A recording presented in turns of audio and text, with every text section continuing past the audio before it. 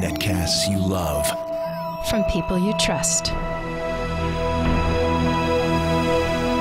This is TWiT. Bandwidth for the Tech Guy is provided by Cachefly.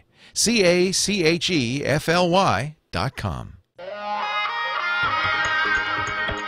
Hi, this is Leo Laporte, and this is my Tech Guy podcast. This show originally aired on the Premier Radio Networks on Sunday, October 23rd, 2011. This is episode 816. Enjoy. The Tech Guy podcast is brought to you by Ford, featuring Wi-Fi connectivity with available sync and My Ford Touch. Now your car can be a Wi-Fi hotspot. Check it out in the new 2012 Ford Focus and at Ford.com/technology. Well, hey, how are you today? Leo Laporte here, the Tech Guy, and it's time to talk about, let me think, gardening? No. Home improvement? No. I know. Six-pack abs? Definitely not. It's time to talk about tech, computers and the internet and cell phones, home theater, camcorders. No, not camcorders. PDAs. No, not them. MP3 players? No, probably not even them. It's all been taken over by cell phones. If you want to call and ask a question, make a comment, make a suggestion, I'd love to hear from you. It's toll-free anywhere in the U.S. We're on, of course, across the entire country in 170 stations and XM Satellite 166. Hello to the space aliens listening out in Jupiter as well. The phone number is 8888-ASK-LEO. That's 888-826, I'm sorry, 827-5536. 888-827-5536. That's toll-free in the U.S. If you're outside the belts of Saturn or in a country outside the U.S., either way, use Skype. I think they have Skype on Jupiter. And that Skype ad will get you to that toll-free number. It won't cost you a penny. 8888-ASK-LEO. Wow. I haven't got it yet. I'm going to get it tomorrow. The Steve Jobs biography written by Walter Isaacson. It was supposed to come out next year. They rushed it to November, and then when Mr. Jobs passed away, they moved it forward to tomorrow, October 24th. But a few press outlets have already received copies, and some of the things from it are kind of amazing.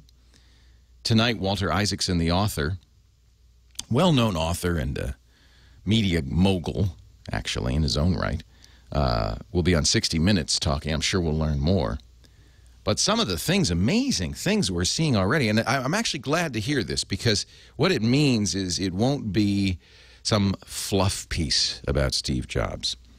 Isaacson had, it's authorized, Isaacson had almost 40 interviews with Mr. Jobs over the last few years, including really very close to the end. In fact, in the preface to the book, Isaacson asks Steve Jobs, why did you do this? Why were you so open and give me all this access when you're notoriously secretive? He said, Steve Jobs said, I didn't get much time with my kids during all of this, and I really wanted them to know what I was all about and why I wasn't there much, what I was doing.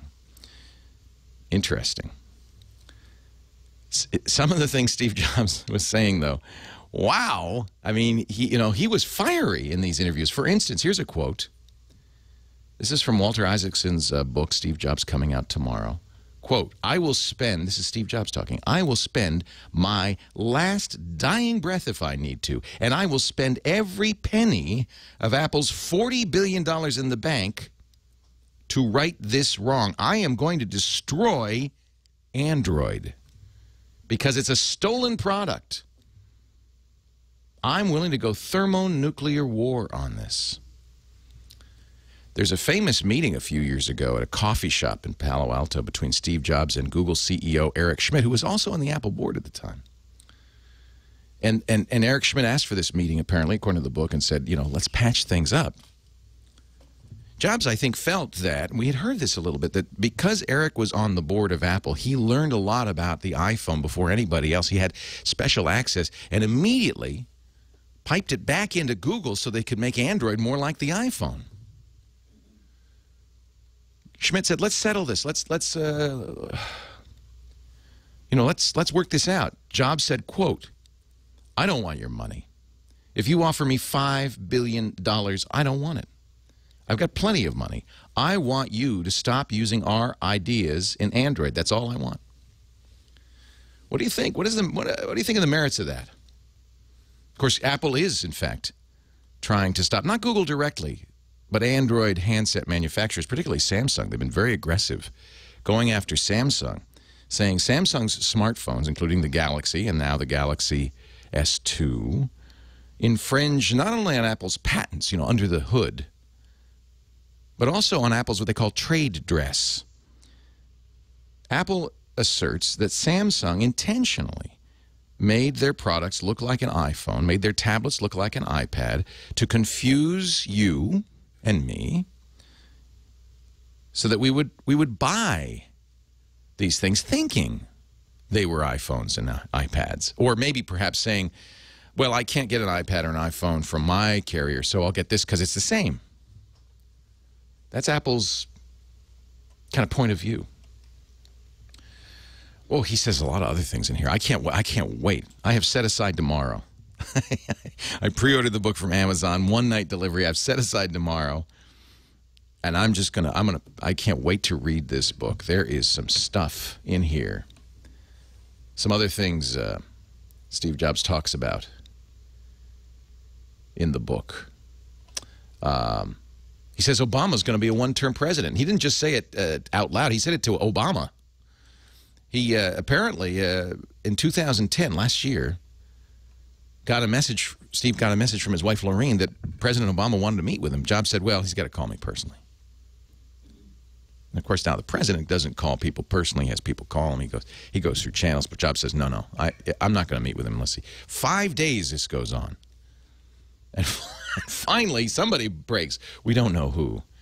And he meets with the president at an airport hotel outside San Francisco and says, buddy, you're headed for a one-term presidency. You're screwing things up, but I can save you. Steve Jobs offers to do commercials for the Obama campaign in 2012. Oh, I tell you, Steve was a piece of work. There's no question about it. I cannot wait to read it. The thing that's most interesting, though, is that, Apple's notorious for its secrecy. Steve actually breaks Apple's secrecy in these interviews and tells his biographer what Apple's next product will be. The next big category. We'd heard rumors. I didn't credit these rumors. I thought this can't possibly be true. Apple is not crazy enough. Steve Jobs is not crazy enough to try this. Steve Jobs told Walter Isaacson Apple's next product would be an integrated television set. And Apple TV built into an actual TV display. He said he wanted to do for television sets what he'd done for computers, music players, and phones, make them simple and elegant. Jobs said, I'd like to create an integrated television set that's completely easy to use. It would be seamlessly synced with all of your devices and with iCloud. No complex remotes, DVD players, no cable channels. Red lights going off in Comcast. It will have the simplest user interface you could imagine, and this is the thing that's interesting. This is Steve Jobs' posthumous one more thing. He said, quote, I finally cracked it. So it sounds like we will at some point see an Apple television set. I've said it, I think this is nuts. There's no way. Why would Apple make a TV set? But that's what was unique about Jobs. By the end of 2012, we think, by the end of next year, if they continue, if other people at Apple don't put the kibosh on it now that Steve's gone, it should be a very interesting book. Can't wait to read it. 8888 Ask Leo. We could talk about that. We're talking about the iPod. Mike Elgin writes a great piece in Macworld magazine on what the iPod, by the way, came out exactly 10 years ago yesterday. Actually today, October 23rd, 2001. I remember very well seeing the iPod. It wasn't the first MP3 player. In fact, I had a Diamond Rio. Remember those? But boy, it changed everything. I'll talk about what the iPod changed, so more than you might think. And we'll take your calls when we come back. I am Leo Laporte, the tech guy.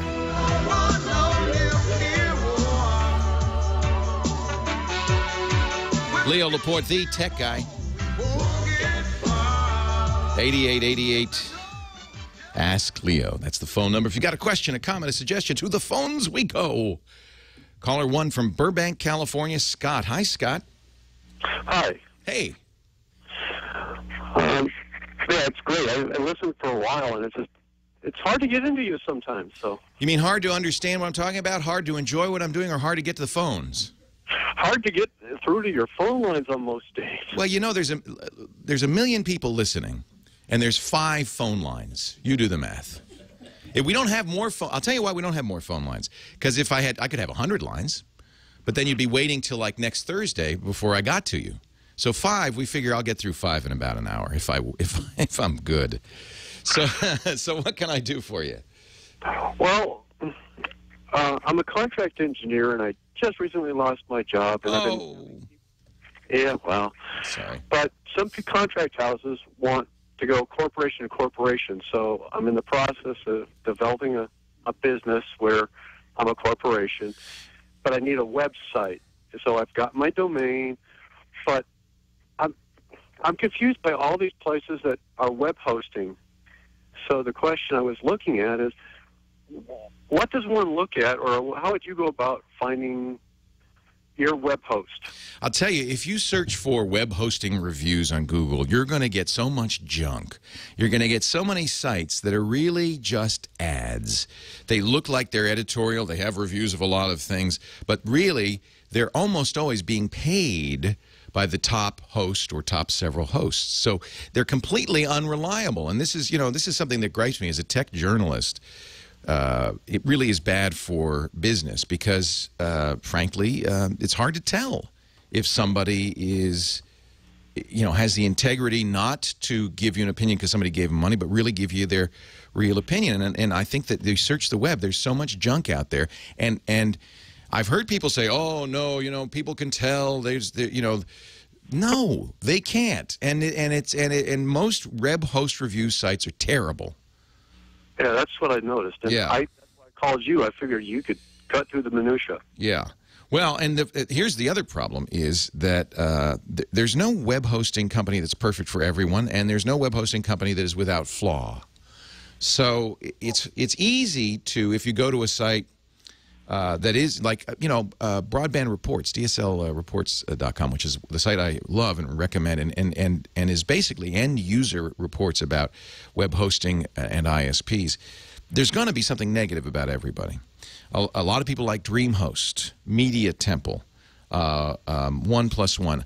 What do you? Let me ask you a little bit about your site. What do you want to do? This is your business card, right? Yeah, it'll be my business card. Will you keep it up to date? Are you going to put new content on there regularly? I suggest you do, because that'll help you turn up better in the search links and so forth. Well, it's a two-part business. One, it's a software engineering company where I do software verification, validation primarily. So it's going to be a website with my resume on it for all my previous years of work. Yeah. The other side will be and I know as I get older, it's not going to be age discrimination, but that's what it's going to be. Oh, it is. It's sad to say, but, you know, there's definitely that sense that, well, if you're older, you're not going to be a good programmer. Yeah, especially when they're bringing a lot of people from outside the country because it's cheaper to pay them than Americans. Exactly. But the other side will be a professional speaking business. Ah, excellent. So... Well, Lifehacker has done, the chat room's telling me, the Lifehacker, which is a relatively reliable, I'll say fully reliable site. They are owned by Gawker Media, which is in itself is a little, you know, not my favorite company in the world. But Lifehacker, you can rely on their editorial integrity. And they have done a number of reviews of web hosting. They talk about the 5 best personal web hosts and so forth. A couple of things I'd look at. If you want free, I think Google's Blogger is pretty good, blogspot.com. And I think that they give you they do a good job, as does WordPress.com. But both of them will insert ads into your site because it's free. That's how you're paying for it, right? They put ads on your site.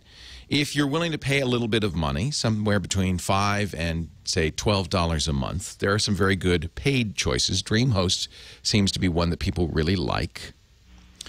I have, one of our sponsors, and I'll give you after this long screed against people who are influenced by sponsorship, I'm going to tell you one of our sponsors is Squarespace. Now, Squarespace is a sponsor because I recommended them for years before they were a sponsor, and they said, well, we really ought to support Leo.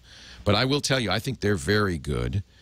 They make it. They're a web host. Now, they may not be right for you, Scott. They're a web hosting company for people who don't want to, learn web technologies. But you're a programmer, so it may be that Squarespace isn't a good choice, as WordPress.com or Blogspot not a good choice, because what that does, they don't show off is your technical prowess. They're great for people who don't particularly want to be webmasters.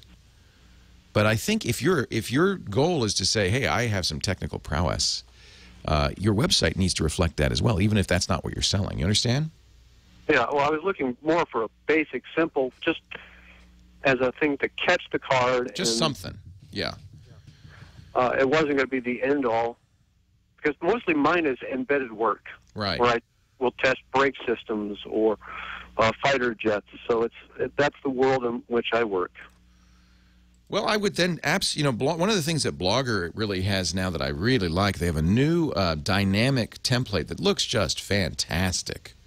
I really like it. Now, people are saying that WordPress.com and Blogger or Blogspot don't have ads on there. Really? Are you sure? All right. If that's the case, I don't know how they would monetize it. And a few ads are, especially the Google style ads, aren't going to distract too much. So it's free. They're really great and easy to use. Blogger at blogger.com or WordPress.com, not the hosted WordPress. That's going to save you money, and it's going to save you a lot of headache. Yeah, because the other thing is, once you do it, did you want Drupal, Joomla? Yeah, exactly. Now, we use Drupal. That's what I use. I'm a big Drupal fan. But, do you want to become a Drupal or Joomla or a WordPress expert? I would almost have to be. You would if you want to use those. Or I could be Dreamweaver and program straight HTML. No, don't do that. that encourages a completely static site that never is updated. You always want a content management system that makes it easy for you to modify and add content, really. Otherwise, you won't do it. And it becomes what we call a COB website. Okay. Yeah, so I think it's good to use, yes. If you're technically minded, you got some free time, sounds like you do, it's great. I would recommend Drupal. I would recommend Joomla. I use WordPress.org, the WordPress download on my personal blog just to keep up on technologies. Lots of great plugins, very powerful, but you're spending some time there learning that stuff. If you don't want to do that, I think Blogger and WordPress.com are great choices. Okay, well. And you may, if you're gonna use Drupal and you're gonna use or Joomla's excellent, Drupal's excellent. I think WordPress is excellent. All of those will run on a host that you will pick. DreamHost would be an excellent choice for you. Okay, because the only other thing is, what's the difference between Windows? I got to run, and I'll tell you that in a bit. Leo Laporte, the tech guy. Stream. All right, what is this weird klezmer music? It must be Scott Wilkinson. It must be. Is that you on tuba? Baritone, actually. Baritone. Yep, I'm playing the melody right there. This is a band called Rockla. It's related to klezmer. It's actually Balkan music.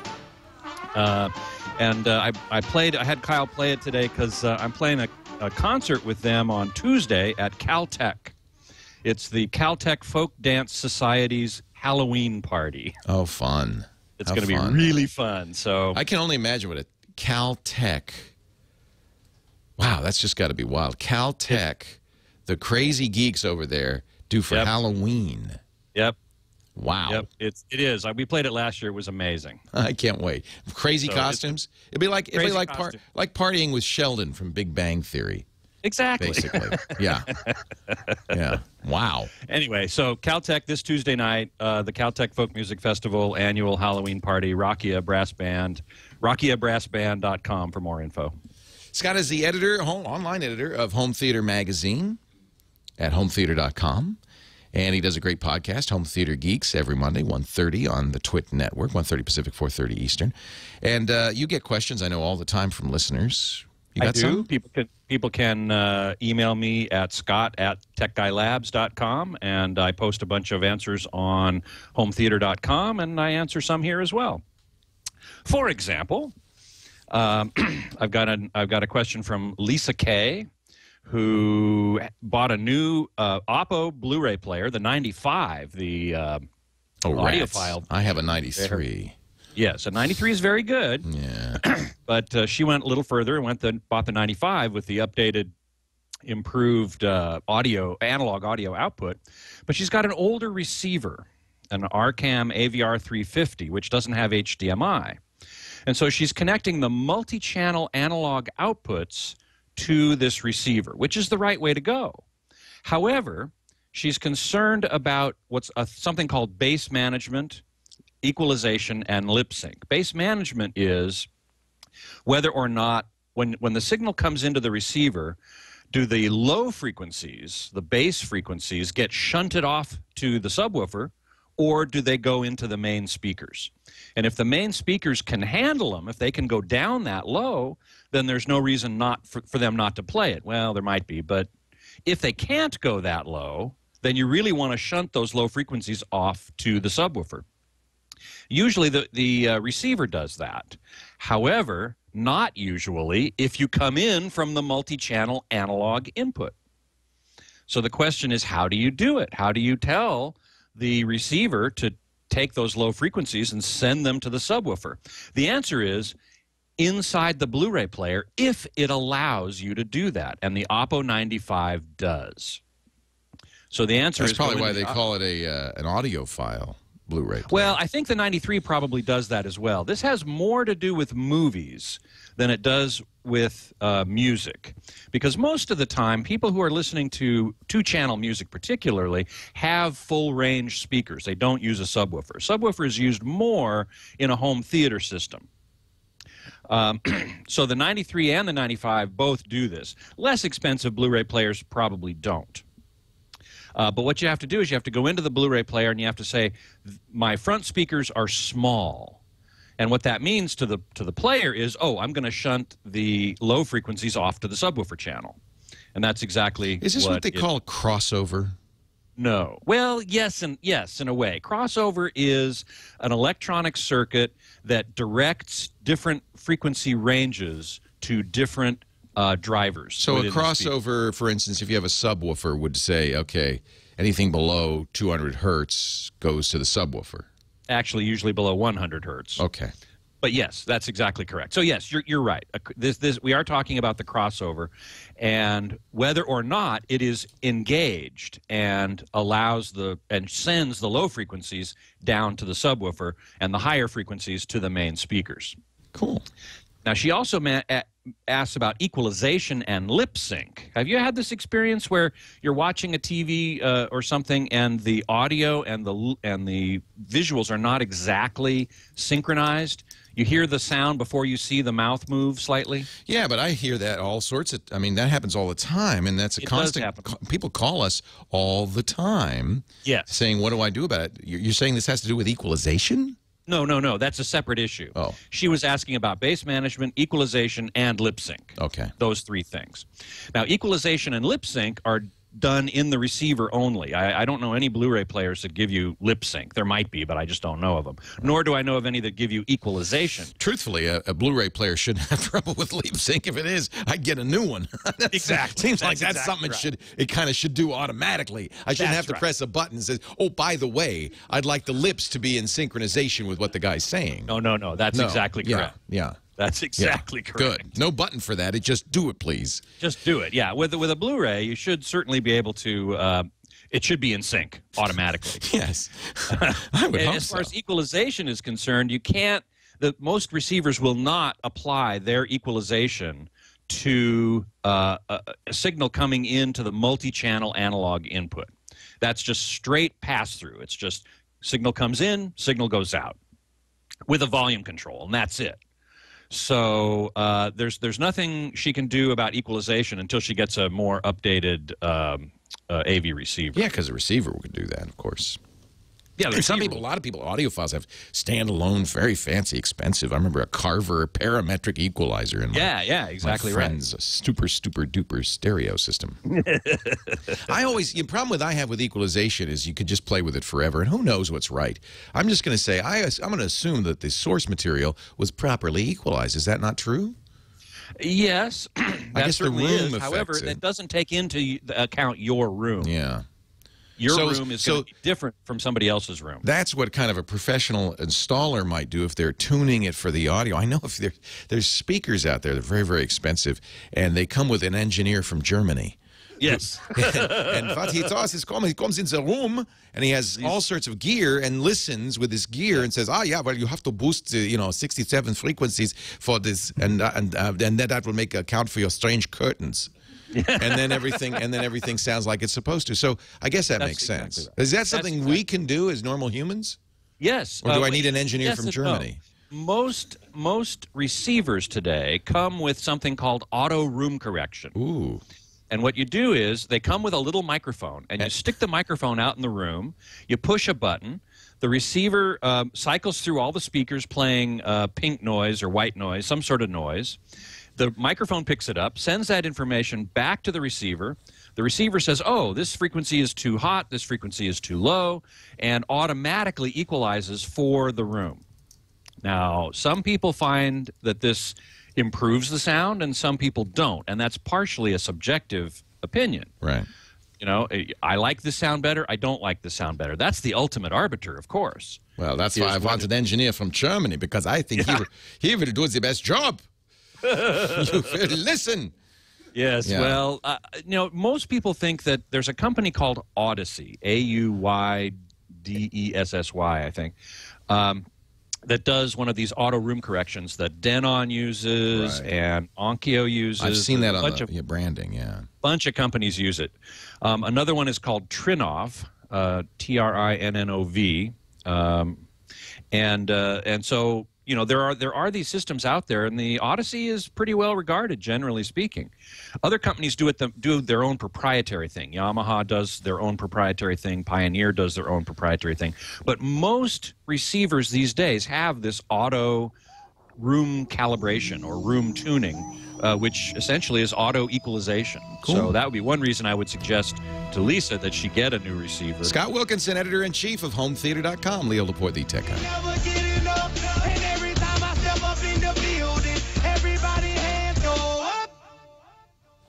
And they stay there. Leo Laporte. Crunk time. The tech guy, 8888. Ask Leo. That's the phone number if you have a question, a comment, a suggestion. Let's move on. Saul in Redondo Beach, you're next. Leo Laporte, the tech guy. Hi, Saul. Hi, Leo. How are you? Hello. I'm well. How are you? Great. I've been a long-time listener, and, your tips just have made me kind of like the wheeze around the people that I'll... The what? The wheeze? The whiz. Oh, I'm sorry. Hey, the wheeze. Anyways. Yes, sir. I'm encountering a problem right now. I was looking for a presentation touch screen, but on a bigger scale. Something like a big screen TV that is actually touch interactive. Oh, that's a good idea. So you see them use that on the TV news, on CNN and stuff. They'll do. They love that thing, where they swipe it away and they zip it out, and it's so fun to watch them because sometimes they make mistakes and stuff doesn't work and it just gets worse and falls apart, and So yes, you can, and in those cases, those are special smart screens, and there are a variety of them that will do that have touch. Is this for lectures? Actually, I've run out of room. I hold pretty much a daily meeting, a status meeting. I'm a production supervisor. Got it. And I've run out of room now with all the hardware that we're building. And I erased boards, and I went from one on an easel to two easels, and now I have three. It's getting bigger and bigger.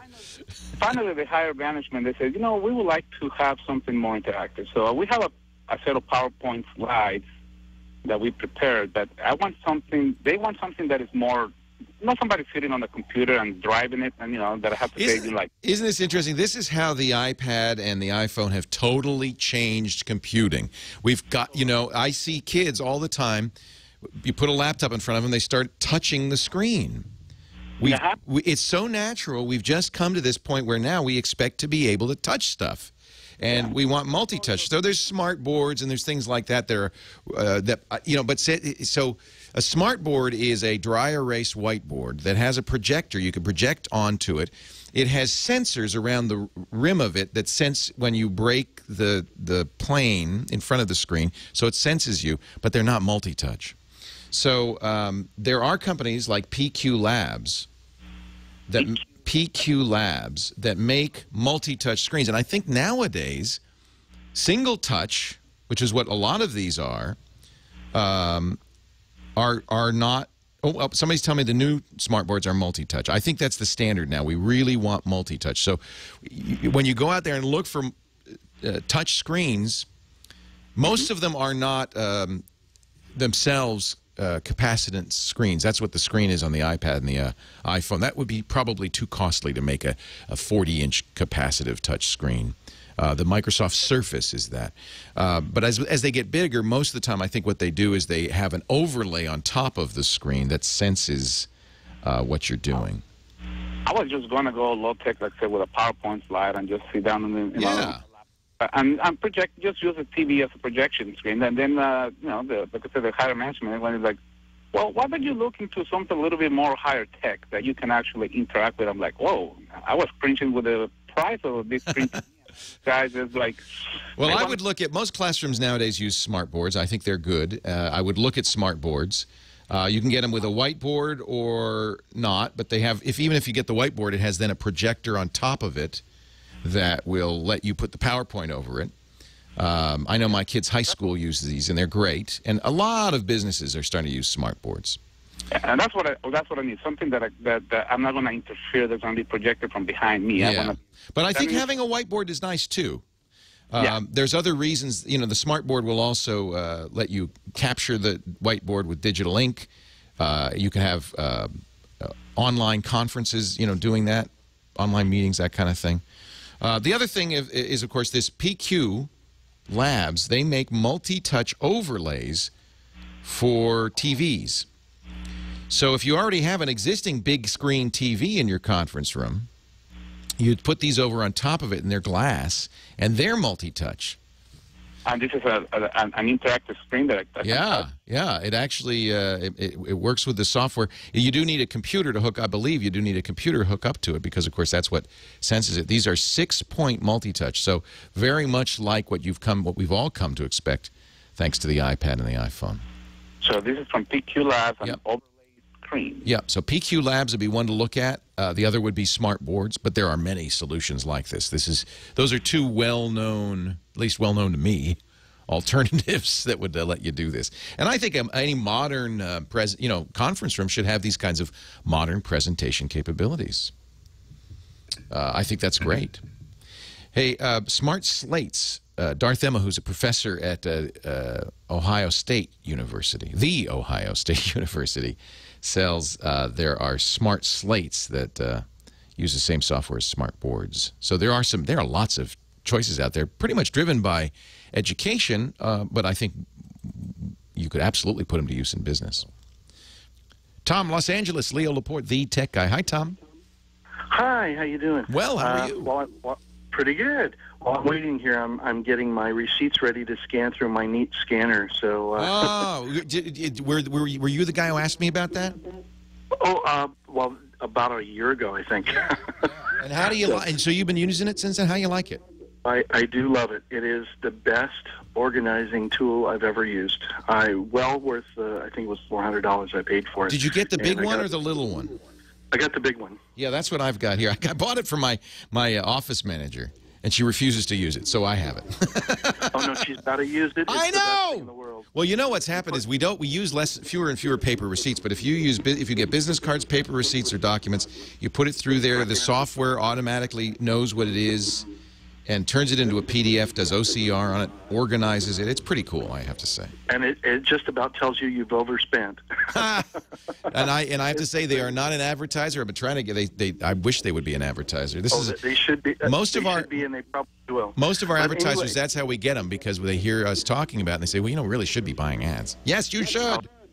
Yeah, they're an awesome company. Really good support, and there's really no problem, so I don't have anything bad to say about them. They're great. Okay, great. But my question is, I'm a wedding photographer in Los Angeles, and I have to upload pictures constantly to have them printed. I do print them here at home and at the studio with the Epson and HP, but that's not that many. I just do custom jobs there myself, and that does take some time.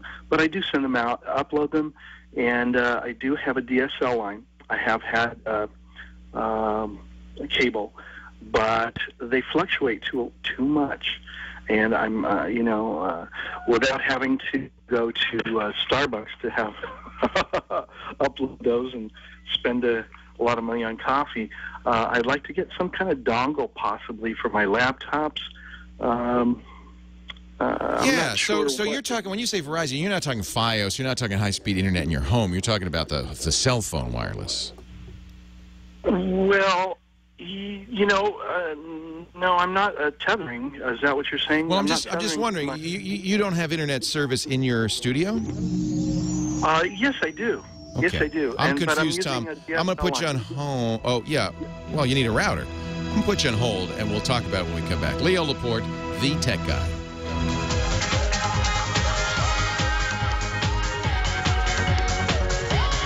Well, hey, a good day to you. Leo Laporte here, the tech guy.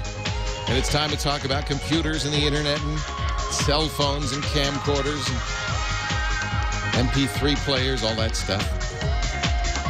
8888 Ask Leo. Now, Tom is a wedding photographer, and I guess, is it, Tom, that your internet is just way slow? Is that it? That's true. I've had cable and DSL in the studio and home, and I do use a router, but the thing is, and also tethered with the Ethernet, but I do want to be able to go outside. I get it. So it's while you're shooting at a wedding, let's say. Right, as well, yeah. And what you'd like to do is have the pictures that you shoot uploaded immediately as you go? Exactly. I get it. I get it. Yeah, a lot of photographers, of course, use tethering in the studio. They'll tie it to Lightroom, and as they shoot, it goes on Lightroom, and that's helpful for clientele so that they can see what the picture looks like, or just for you so you can see a big quality picture of it. But doing it in the field is a little different. So there's a couple of ways to do this. If you're within Wi-Fi reach, and perhaps at many weddings you are, there's a device called the iFi. E-Y-E-F-I. Now, I don't use it because it's an SD card, and my cameras, the big pro cameras, mostly use compact flash, right?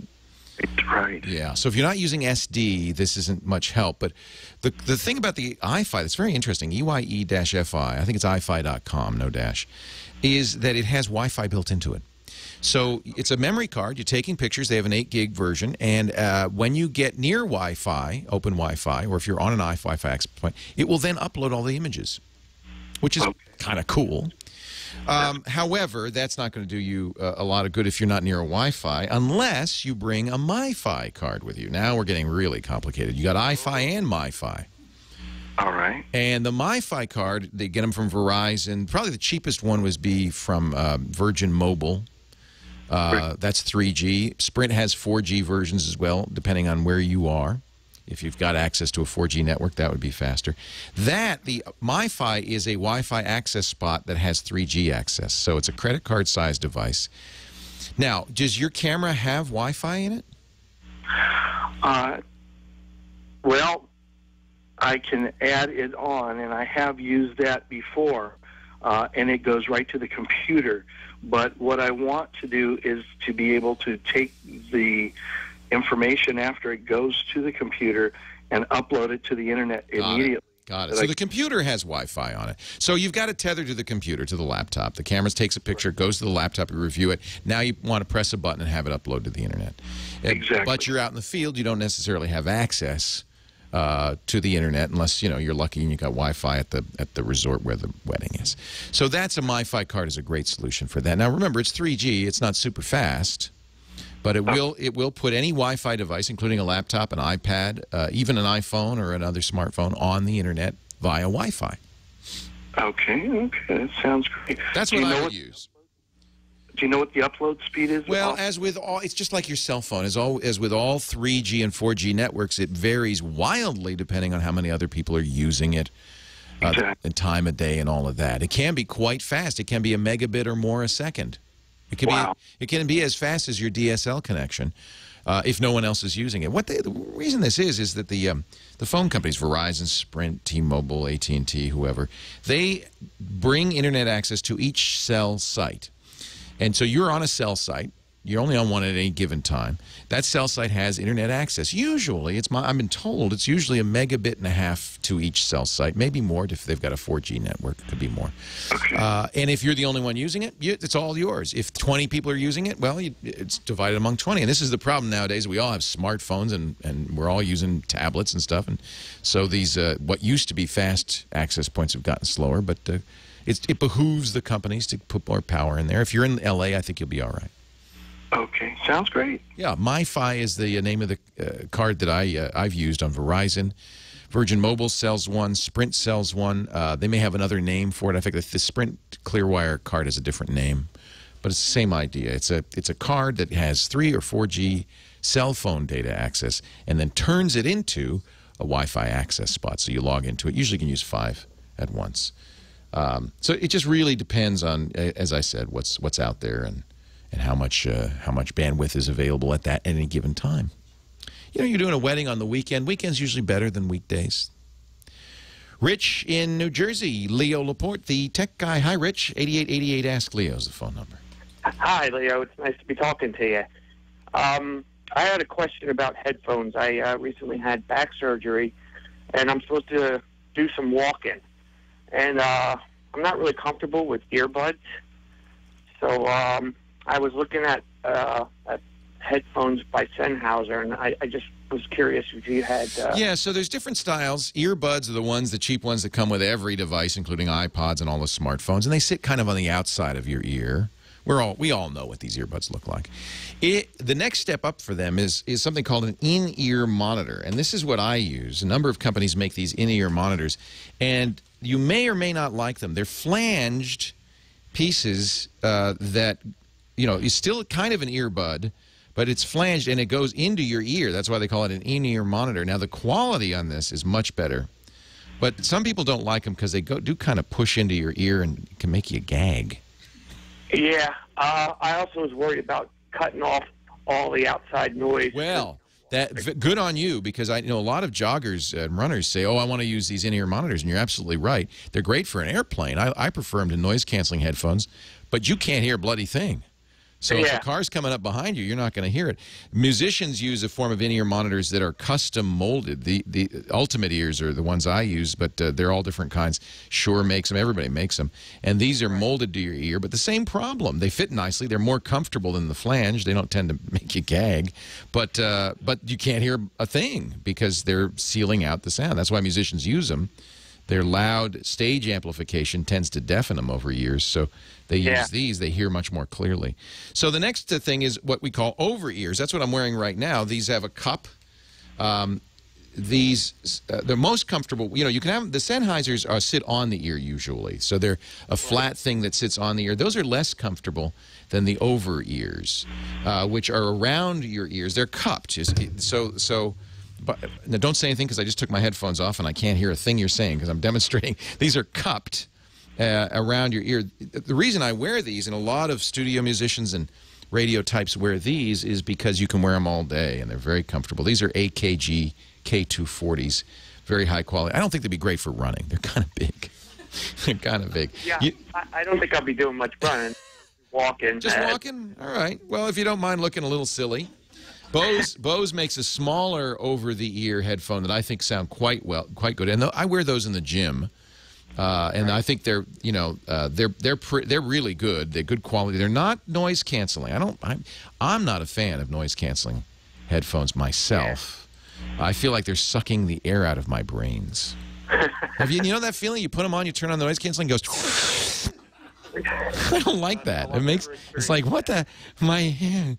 So I use just regular good headphones. Bose does make quiet comforts, but I think if you're walking, you don't want that, right? You don't want noise canceling. That's for airplanes and stuff. So Bose makes fairly inexpensive over-the-ear headphones that don't have any active noise cancellation, and I think they're quite comfortable. The OE2Is. Say again? You like them better than the Sennheiser?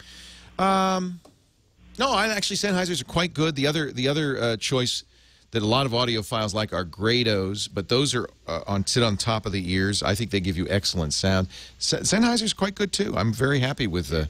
You know where I would go? There's a headphone site that is run by just kind of fanatic headphone people. It's called headphone.com, and they got everything, and they have really good reviews, and they're really reliable. I would go there and check them out. Leo Laporte, the tech guy.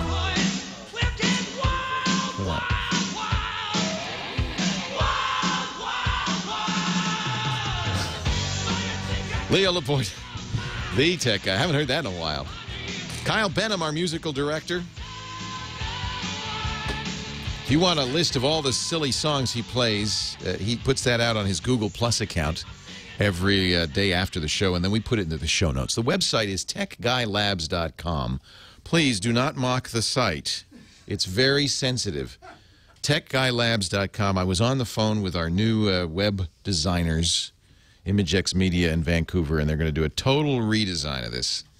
We're working on it right now. But in the meanwhile, it is functional. If you go there, you can click on today's show, and you can find out everything I talked about, anything I mentioned. We have links in there, thanks to the great James DeRuvo, who writes this all down at a penny a word. 8888 Ask Leo, that's the phone number. Back to the phones. Ofer is in Burbank. Hi, Ofer. Leo Laporte, the tech guy. Hey, Leo. Are you the famous Ofer? The one that keeps emailing you on the podcast. The world-famous Ofer Bannery? Banari, actually. I know, I say it wrong, just to make you crazy. It doesn't make me crazy. I'm used to it. No, I didn't even know. So it's Banari. I'm going to say it right from now on. Hello, Ofer. Good to talk to you. I Doc Mark says hello, too. Ah, Mark Koenig. I say his name wrong, too, apparently. Yeah. Yeah, they are regular contributors to our weekly gadget podcast, the weekly Daily Gizwiz. Yeah. Well, anyway, what can I do to help you? Golly, it's nice to talk to you in person for a change. We've actually met in person at some of the Blog World conferences over the years. I know. I've been trying to block that out. No, just kidding. What can I do for you? I bought a new desktop system, and I'm trying to upgrade it with a second hard drive. And it's an HP Pavilion system, and the drive it came with is a 5400 RPM. And when I put in a 7200 RPM drive, the system just crawls. It's too fast. I can't keep up. Exactly. And I called HP Tech Support. They said there's nothing I can do about it. That is very frustrating because, really, it's just how fast the platters are spinning. Please. So I'm going to guess, the only thing I can guess is that because it's faster, right, accessing it, for some reason, the HP just can't keep up. That doesn't make a lot of sense, but that's the only thing I could think of. Why would it matter? Why would it matter how fast the platters are spinning inside the drive? Maybe it's taking more power. Is that the problem? I don't see anything wrong with the power, but you know, it just slows it down. It just slows it down. But the system it takes 20 minutes to boot Windows. Well, that's not right.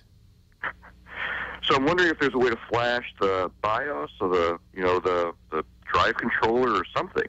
I'm at a loss. When I search for the motherboard, all the information sends me back to the HP specs page. there's no third-party drivers. No, there won't be, because HP customizes everything. Any drivers you get for that motherboard will have to come from HP. Yeah. That is very frustrating. I'm also concerned that it won't accept an SSD. Well, it might not. I mean, I'm trying to understand. Maybe somebody in the chat room has some insight into this. I have heard this before. You're the second person who said this to me, that the HP system won't handle a 7200 RPM drive. It will only handle the slower 5400. That just doesn't sound right. How old is the system? It's about a year old. I was able to get it on an open Well, then box. that's not. Then it should absolutely handle it. A year old. How about the drive? Have you tried other 7200 drives? Maybe it's just that. Or did HP tell you specifically, no, it's the problem is the drive? Yes, that's specifically what they said. That I can only go up to a 1.5 terabyte 5400 RPM drive. How big is the drive? Well, the first one I tried was a 2 terabyte, and that's, you know... That may be, I mean, that's legitimate, that you know, there are capacity issues, although... Right.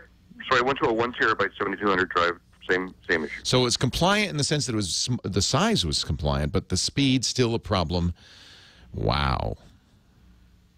Wow. It's apparently a motherboard issue. And unless HP offers you a BIOS update, I guess you're stuck with 5400. That's just crazy. It doesn't make any sense.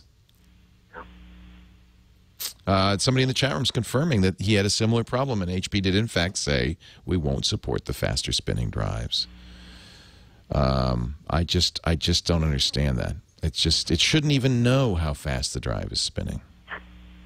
You know, it's interesting that HP is getting out of this business. Maybe there's good reason. Wow. Wow. Well, is there a reason? I mean, truth, I'll be honest. You aren't going to notice a huge speed difference from 54 to 7200. That's true.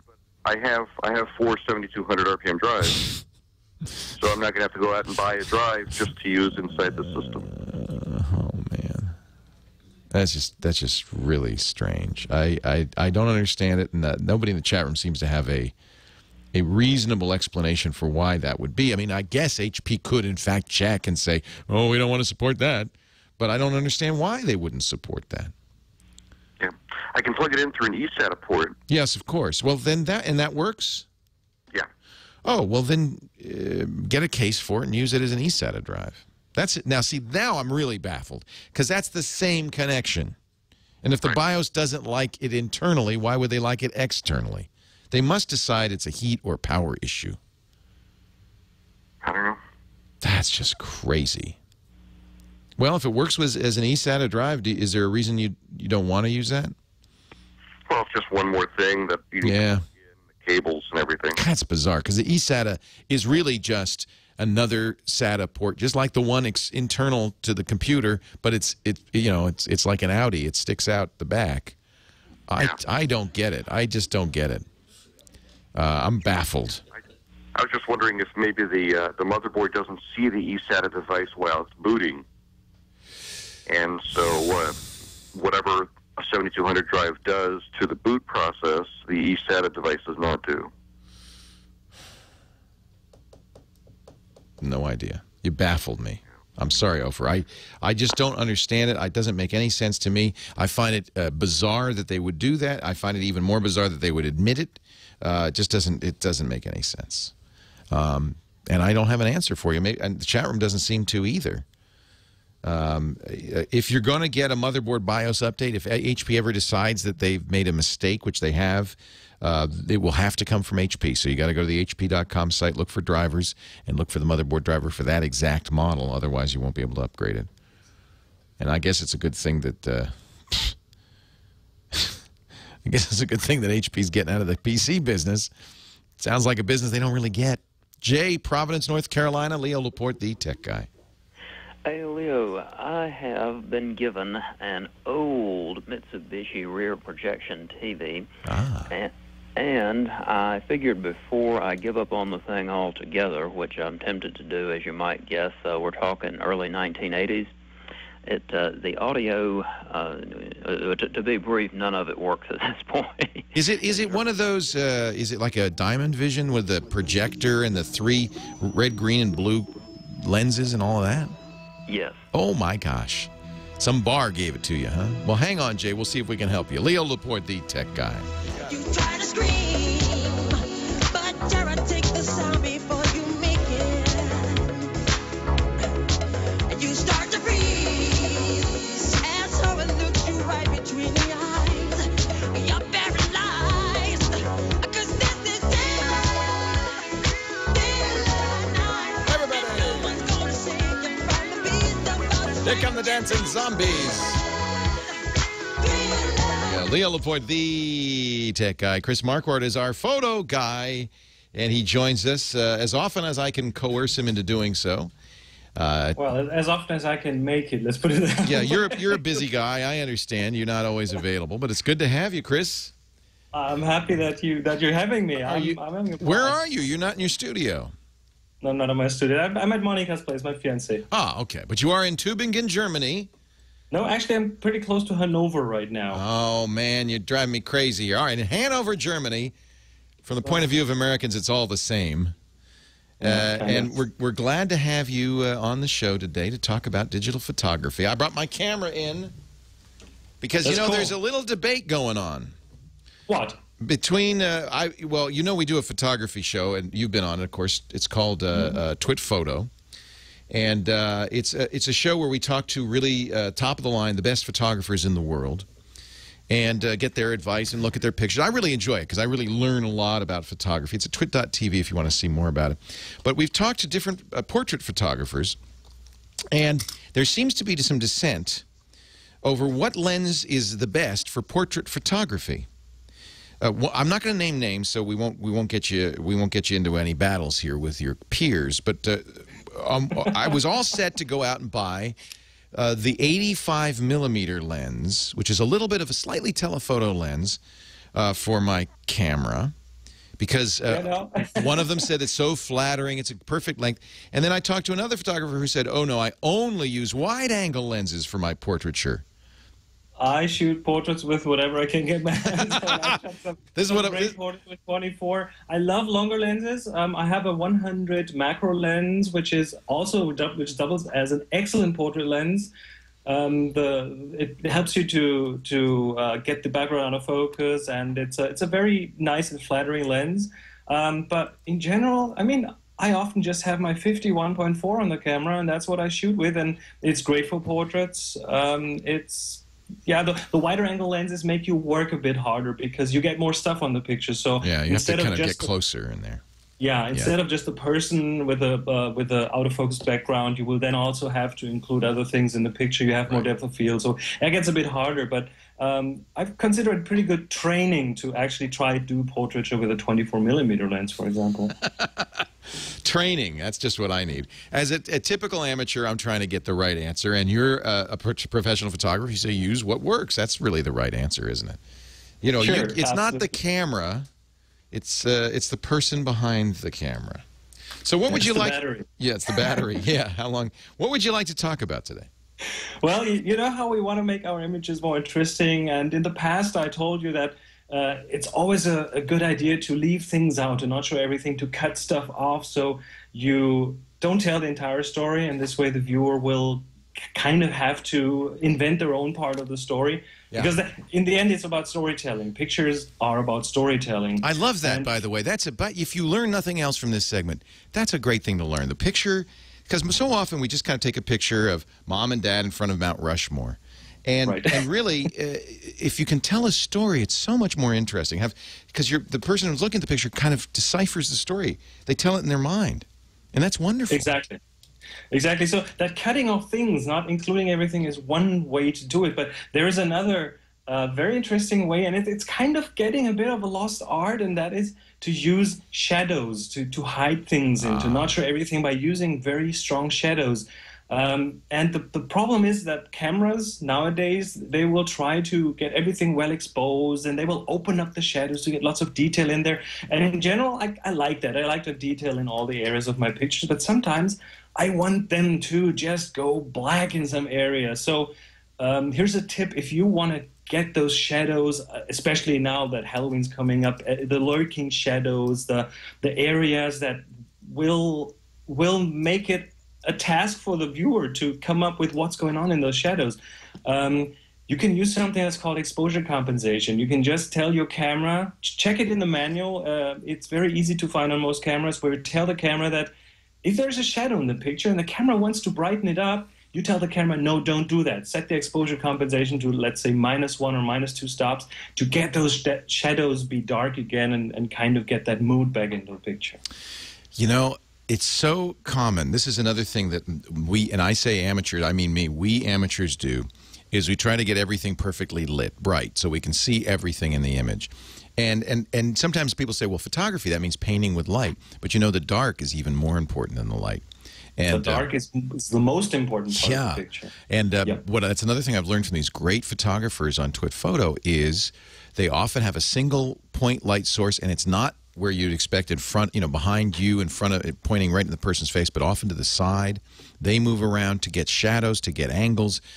It's really makes a picture much more interesting than just flatly lit. Right, and there's this tendency to get everything, to get all the detail. I mean, HDR is another one of those things. I'm not going to start with HDR has no shadow. It's all, everything's perfect. You can see everything. Right, but I love my shadows. I totally love them. I agree with you. And so this is what's fun about photography, and this is one of the reasons I love Chris. And by the way, ChrisMarquardt.com is his website. We have a link on our website. And he does these workshops. He has a great podcast called Tips from the Top Floor that's all about photography and this kind of stuff. Is just a few little tidbits of information like that can make your photography so much better.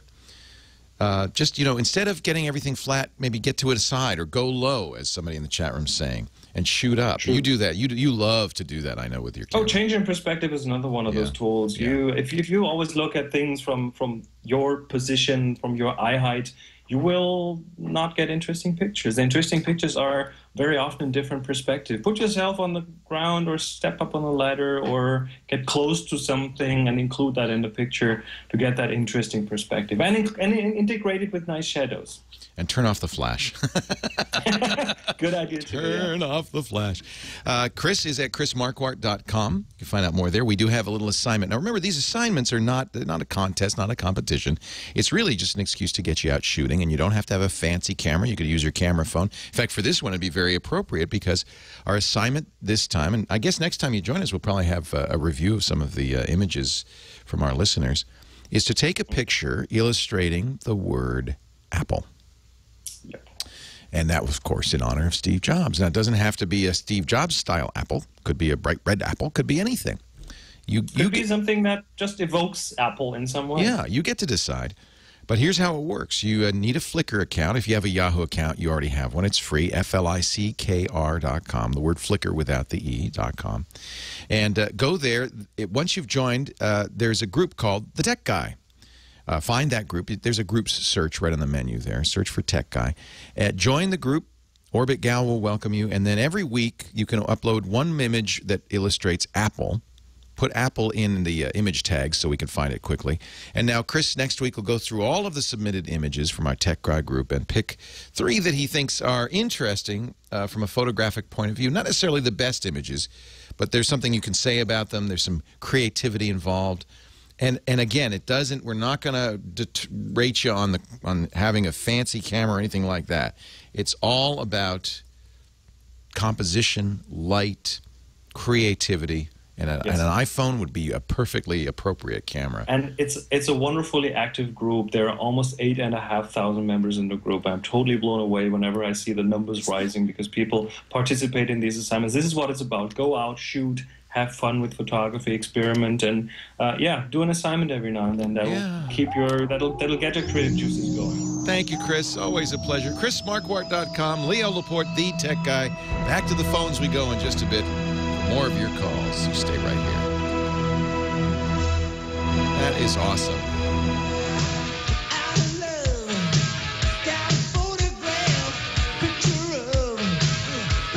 Leo Laporte, the Tech Guy. 8888 Ask Leo. Tonight, Walter Isaacson, the author of the official Steve Jobs biography, which comes out tomorrow, will appear on 60 Minutes. My friend Annie Ihnatko just got a hold of the transcript from that interview. Apparently, there's a lot of Steve Jobs in it as well. They have quite a few recordings.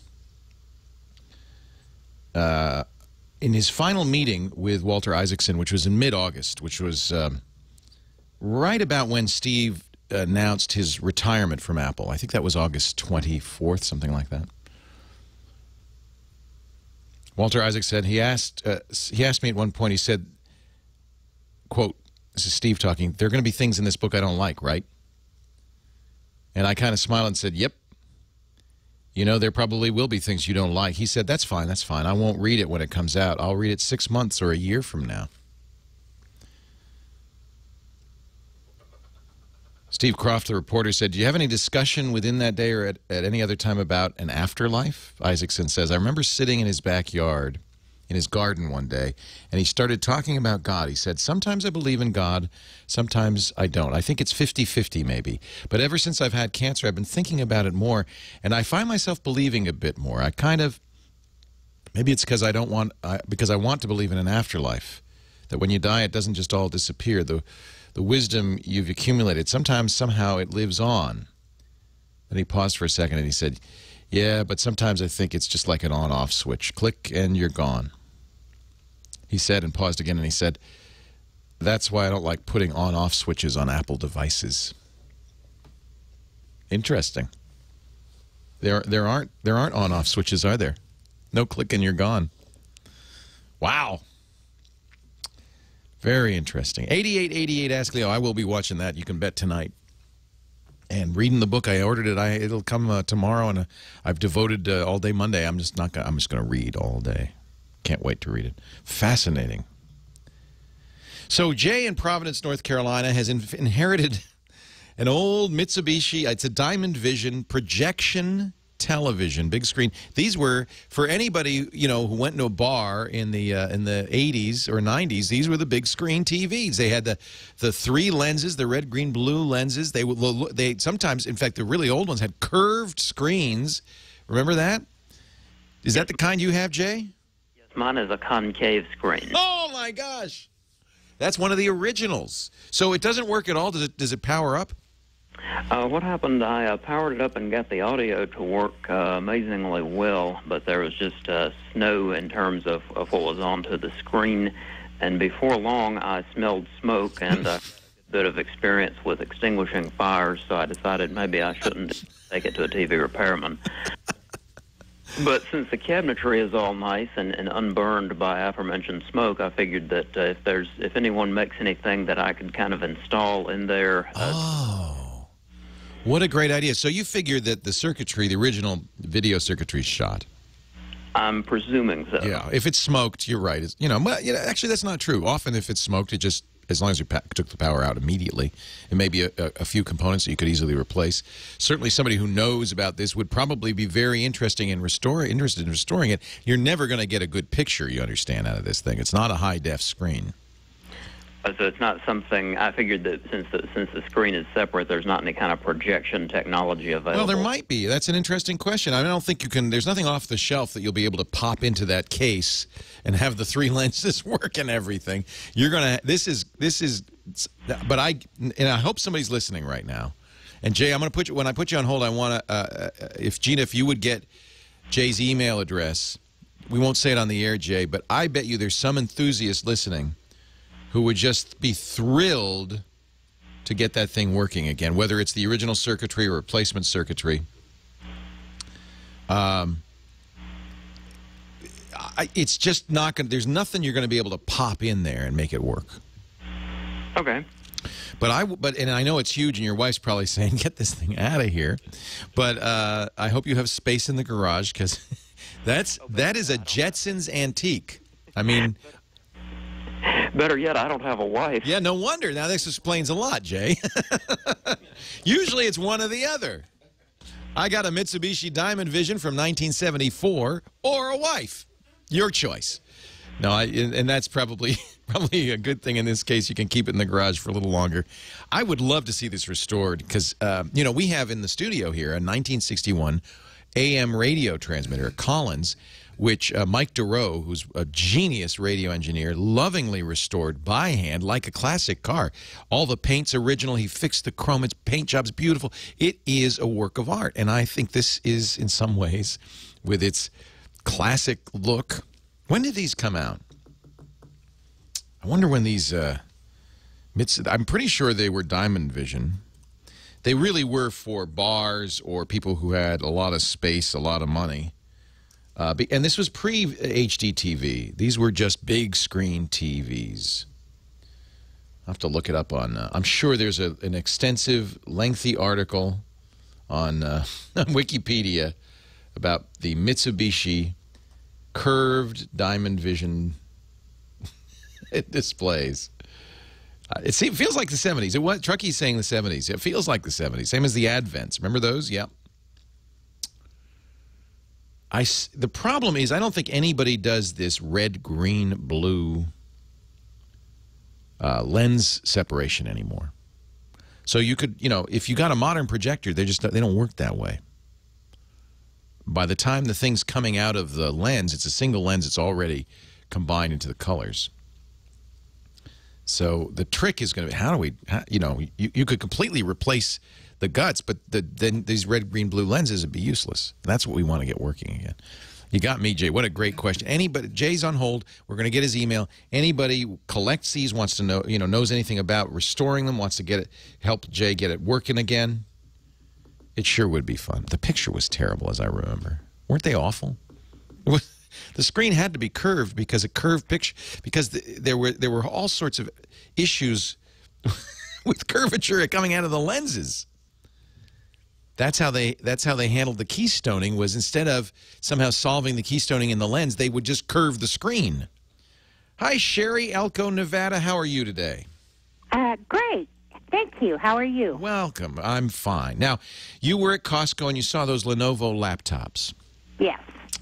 I think I should warn you, when you go to a big box store and they sell laptops, they often are not the most recent model of the laptops. Lenovo is a great company, makes great laptops, but you're not going to see their high-end or most recent stuff at Costco. Okay. So what I would do, just to judge it, is go to Lenovo.com on the web and see what they're selling today and compare that price-wise and model-wise to the one you get at Costco. But I do think they're very well made, rock solid, good stuff. And which is the brand that you recommend the most?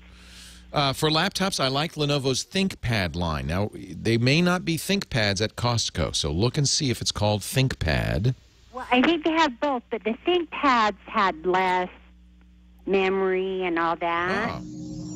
On the ones I was looking for, and this was a good deal when I went to Lenovo. I have no problem with Lenovo. Get it. They're a great company. I often recommend it. Leo Laporte, the tech guy. Can I mention Ford real quick? I just want to mention Ford. Then we'll get back to the commercial, which is already in progress. Ford.com/technology. Yeah, Ford is back with us. I'm very, Ford is, I think, as you know, I drive a Mustang. And I'm a Ford fam. I'm a Ford family. I'm a Ford fan and I'm a Ford family. And have been for some time. I love Ford Sync. You've heard me talk about it.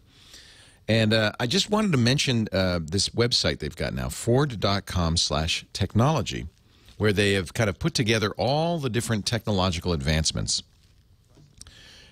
from Ford. This truly is a 21st century car company.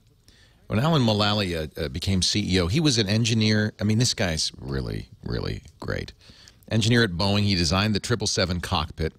He's a technologist, but he also is very forward-thinking. And one of the things he says, we're going to take this company, we're going to streamline it, we're going to make it use the latest technology, we're going to make these cars better than ever before. And you know what?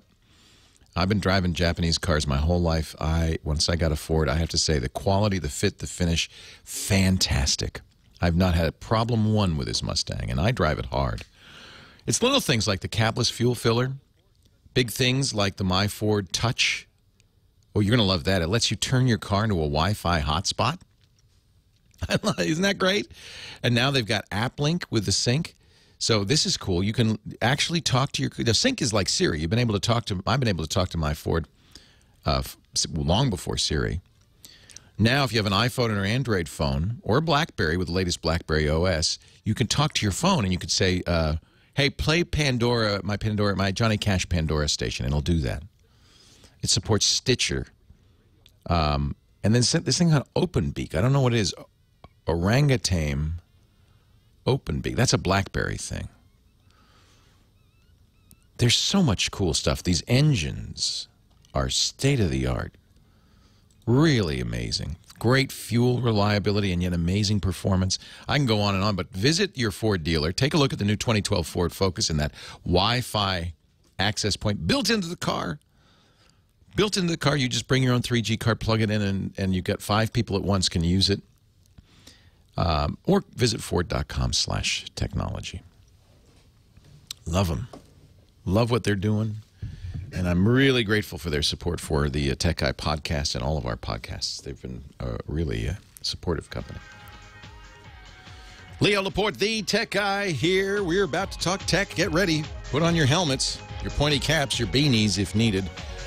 And follow along as we talk about computers and the internet and cell phones and camcorders and MP3 players and home theater and all that jazz. Phone number if you want to call with a question, a comment, a suggestion is 8888-ASK-LEO, 888-827-5536. Anywhere in the U.S., that's toll-free. If you're outside the U.S., you can use Skype and call that number. It won't cost you anything. Moving along, let's see. Stephen in Annandale, Virginia. You're next. Leo Laporte, the Tech Guy. Hi, Stephen. Hi.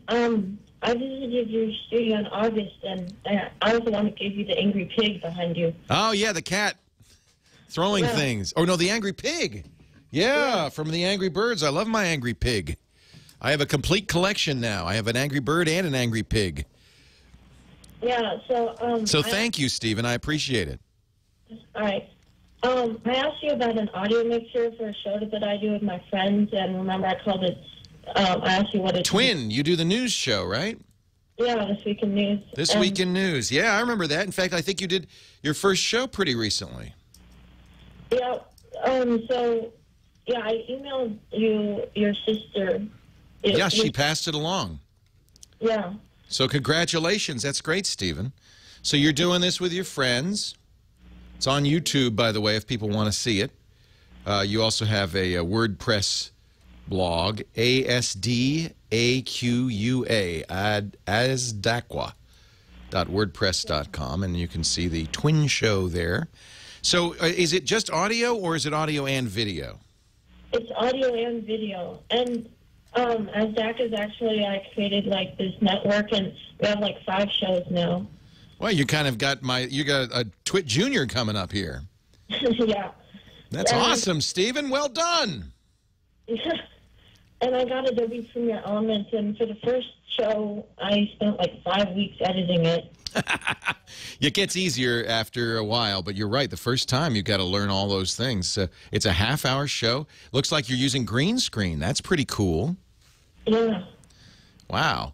So you want an audio mixer? How are you? No, I already got an audio mixer, but what I want to know is, like, I made the video and put it onto YouTube, but I want to know how to make it an actual video podcast that I can put on iTunes or something. Well, here's the issue with doing that is if you're going to put it on iTunes, you got to have bandwidth, and bandwidth can add up. The nice thing about YouTube is it's free. But if you want people to be able to download it and put it on their iPhone or their iPad or their iPod or their Zune, you do have to make a file that people can download. And you're going to have to find a place where you can, get bandwidth. My recommendation is a company called Libsyn, LIBSYN.com, which is short for Liberated Syndication. They don't charge you for bandwidth. So if 1,000 people decide they want to watch Twin, it won't cost you anymore. You pay for storage only. And if you're only doing one show every few weeks, and at that edit pace, I think that's probably the case, it won't cost you very much, maybe $5, $10. Maybe Mom can help you out with that. to put that on the internet.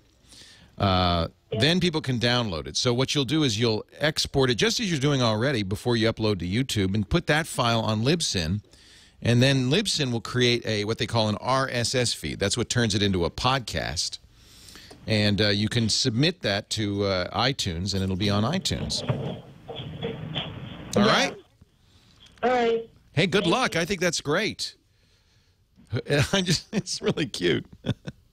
I'm just watching a little bit of the video. I mean, he really edits it up. He's doing he's doing it all. 35-minute This Week in News. It's a comedy show about current and fake news, weather and traffic, stocks, politics, history, gaming, and technology. Wow. Now, just between you and me, this is the way you learn how to do this stuff. There's a great quote. I love this quote from Ira Glass, who is the host of a great NPR show called This American Life. And he talked about how difficult it is when you first start doing something. I'm going to give you the quote. He says, "Nobody tells this to people who are beginners. I wish someone told me." And I'm going to tell this to Stephen. All of us who do creative work, we get into it because we have good taste. You know, we know what we like. We know what's good. We have a vision in our mind of what we'd like to do. But, he says, there's this gap. For the first couple of years, you make stuff, it's just not that good. It's trying to be good. It has potential, but it's not. But your taste, the thing that got you into the game, is still killer. And your taste is why your work disappoints you. A lot of people never get past this phase. They quit. This is something that anybody who is a creative or is making something has to deal with. Even if you're just learning a language. When you first start learning a language, you're terrible at it. And if you or a musical instrument, you're terrible at it. And if you let that stop you, you'll never get good. You have to be willing to be terrible for a little while. So, Stephen, you have to be willing to make some video that doesn't quite live up to what your taste tells you want to do. Malcolm Gladwell says, this is the bad news, it's going to take you 10,000 hours to get good. When I first started in radio, I was terrible. I even knew I was terrible. Fortunately, youth often doesn't. You know, youth insulates you a little bit. We all, when we're young, and that's, I think, why kids are so confident and cocky, and it's to protect us from the fact that we aren't very good at first. What we do doesn't quite live up to what our plans, our hopes, our dreams are. When I first started in radio, I was terrible. I was terrible for the first 5 years. I was terrible for the first 10 years. But after doing it long enough, about 10,000 hours, I started getting okay at it. And so that's what's so great about YouTube, about the internet, about podcasts. Kids can start young. Stephen's what, about 13? You can start young and do this stuff and learn and get those 10,000 hours under your belt before you're 20.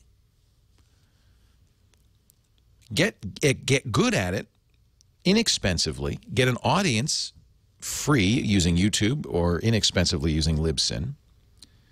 Somebody in the chat room's saying, Web8232, Leo finally got good last week. Yeah, well, maybe. I don't know. There's some debate over that. I don't want to calculate how many hours I've been doing this. But I think it really is true. No matter what it is you're doing, you have to get through that period when you are bad and you know you are bad. And what's great about digital technology is it lets us do that early and quickly. If you wanted to get 10,000 hours airtime, you'd have to convince a radio or TV station to let you be bad for years. Now you can do it on YouTube. And so people wonder, why is there so much bad stuff on YouTube or amateur stuff on YouTube? Those are people who are getting better and better and better. And you watch out, because when Stephen is 20, he'll have those 10,000 hours. He'll be 20 times better than all of our generation, because he'll have had that experience already. That's what's exciting about this. Good luck, Stephen. And I'm not saying you're bad. Actually, I'm pretty impressed with what you're doing. But you're going to get better and better and better. Don't get discouraged. Don't be downcast if not a lot of people watch or you don't get the kind of positive feedback you expect. Just keep hanging in there. Keep perfecting it. Don't give up. Keep your dream. Don't let anybody stop you. And if, you know, sooner than you think, you're going to be good. Renee's in South Kingston, Rhode Island. Hi, Renee. Leo Laporte, the tech guy. Hello, Renee. Hey. Oh, she's not there. Oh, there she. Oh. It says on the call screener she wants to remove an app from her son's iTouch. I'll talk about that in just a bit, and some parental controls too when we return. Leo Laporte, the tech guy.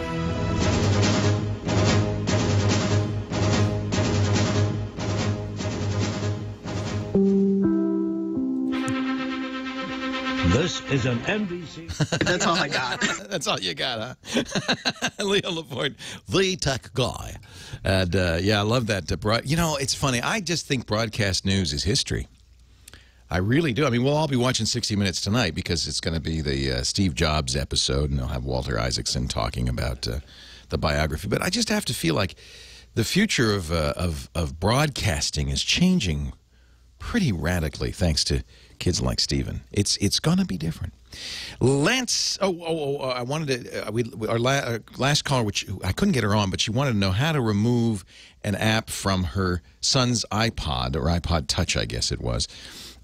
First of all, you know, if you don't, you know, you have access to it, you can remove it that way by just holding the applications down till they jiggle, jiggle, jiggle, and then you'll get a little X there and you can delete it. Obviously, he has found some app that she disapproves of. It's funny because, you know, one of the things Steve Jobs was adamant about is not allowing adult entertainment on the iOS platform. So even if it's something inappropriate, it can't be too horribly inappropriate. There are parental controls, though, and one thing you might want to do is go into the settings of his iPod Touch or iPhone or, I guess, iPad. Go into the general settings. Now, if he's got it locked, you're going to have to get the password from him. But he's your kid, right? He's 14. You should be able to do that. Go into the general settings and scroll down, and you'll see there is a restrictions entry. You can enable restrictions. You'll be able to assign a password to that. And then you can say what is allowed on this device. So create your own password that only you know, not your son. And you can do things like disable installing apps. You can turn off explicit language. You can have content ratings for new apps or new music or podcasts or TV shows or movies. So there's a considerable amount of parental protection. This was something Steve Jobs felt very strongly about. Of course, he's a parent. And the parental restrictions built into both OS X and into the iOS devices are very, I think, complete and very good. So if you don't like that Wobble app or whatever it is your son has on there, maybe some fart app or something, delete it by holding it till it jiggles and pressing the X. But you can also go into restrictions and prohibit him from downloading anything like that ever again. You can even turn off all app installs. Actually, Linda, you wanted to know something similar. Hi, Linda, from Chino Hills, California. Your kids have an iPod Touch? Yes, and that was, I accidentally found, I didn't know you could get YouTube on the iTouch, and I was mortified because I thought it looked like there was some type of possible pornography on it, and so I don't even know if there's pornography on YouTube at all. There isn't what we would consider hardcore, but there's a lot of kind of sketchy stuff. And of course, it's aimed at kids. It's aimed at preteens and teens. And so I think it's completely legitimate to restrict that. And this is also available in that same restrictions area. You can turn off YouTube on his touch. Now, would that turn off all YouTube or only certain? All YouTube. So it's either all or nothing, basically. They do have content ratings, but I don't think it applies to YouTube because YouTube has not applied content ratings to the videos on it. So yes, you really leave it on or leave it off. Now I have to say that there's a lot of stuff in bad taste on YouTube, but I wouldn't say there's anything that I would qualify as porn. It's just maybe. Well, there was something that looked like it was giving massages, and I thought, you know what, my 15-year-old Yeah, there's stuff like that. don't need to know about how to get a massage. Yeah, unfortunately, it's either or. Now, I got to point out, Linda, that even if it's not on his iPod Touch and the school prohibits it and you prohibit it at home, there's nothing to stop him from going to a friend's house. You know what? One thing I'm thankful for is I really don't worry about it. I worry about it accidentally. Right. So thankfully, that's one of the gifts of homeschooling. My kids really are great, and they don't like that stuff anyway, but I just didn't want them to happen to open something by accident, which is what happened to me. I opened it by accident. Yeah. So that's the way to do it. It's built into the iPhone, the iPod Touch. You can turn on age restrictions. You can prohibit YouTube. You can prohibit them installing apps. You know, I have to say it's a relatively safe environment. There's no XXX porn, nothing very adult. PG-13 would probably be the strongest stuff you'd find on YouTube, unless stuff sneaks in. But they're very quick to pull it. YouTube is pretty adamant about having nothing too adult on there. So that's how you do it. And I think that's a nice feature, actually. Art in La Crescenta, California. You're next. Leo Laporte, the tech guy. Hi, Leo. Hey. Can you hear me okay, Leo? I hear you great. Welcome. Oh, thanks. I love your show. Leo, I have a way of backing up my files. I was wondering if there was a good way of backing up my programs. Yeah, you know, generally you don't back up programs because it's almost impossible to fully back up a program. Now, I'm going to tell you how to do it. But the problem, if you think about it, you're on Windows? Yes. Yeah, the problem, if you think about it, is when you install a program on Windows, it puts stuff everywhere. It puts stuff in the registry, puts stuff in its own folder, but it might put stuff in the Windows directories. It's you know, an installer on Windows spews stuff everywhere. So the problem with backing it up is you've got to find all those pieces, kind of somehow roll them up, and then make sure that they can be unrolled appropriately. It rarely works. Almost always my recommendation with backup is not to back up the operating system, not to back up the applications, just back up your data, and then when it comes time to rebuild, reinstall Windows and reinstall apps, and that way you'll get everything. Now, there are some exceptions. There are uninstallers that try to do this. I don't think they do it 100% effectively. There is one solution, though, that I think is a good idea to have as part of your backup, and that's called imaging the hard drive. Do you know what I'm talking about when I say that, Art? Not really. It's possible to copy the hard drive. This is how I use it. So I'm setting up a new system. I install Windows. I apply all the updates. And now I use a program like Drive Snapshot. That's one of many. I'll give you 3 or 4 you can use. But let's say it's Drive Snapshot. I now take a snapshot of that hard drive, and I put it on a disk, usually an external large hard drive, a terabyte hard drive that's external. I'll put a snapshot of Windows, just Windows installed. Then I'll install all of my apps, and I'll take another snapshot. Now, the advantage of this is if something goes wrong with that hard drive, I can restore the snapshot. It's just like a dehydrated copy of that. All the apps will reinstall. It's not even installing. They'll just kind of restore all of Windows, all the updates. It's taking a snapshot of your install just as it is. Yeah. So Drive Snapshot is one. Another one is from a company called EaseUS. EASEUS.com. That's their backup program. There's a free one called Clonezilla. That's, as you might imagine, an open source disk cloning program. A lot of people like that one. Maybe a little trickier to use than the commercial programs, but it has the advantage of being free. This all started with a program called Norton Ghost, so sometimes we even call it ghosting. Norton Ghost is, I suppose, still around, but the idea is that you're going to make a image copy of the hard drive exactly as it is. Now, here's the disadvantage, Art. It's not up to date, so if you update Windows or you add new apps, you'll either have to make a new snapshot or remember what you've done. Because, of course, it's a moment in time that you're saving. But I think this is a good part of your overall backup. Leo Laporte, the tech guy. Is in the house tonight.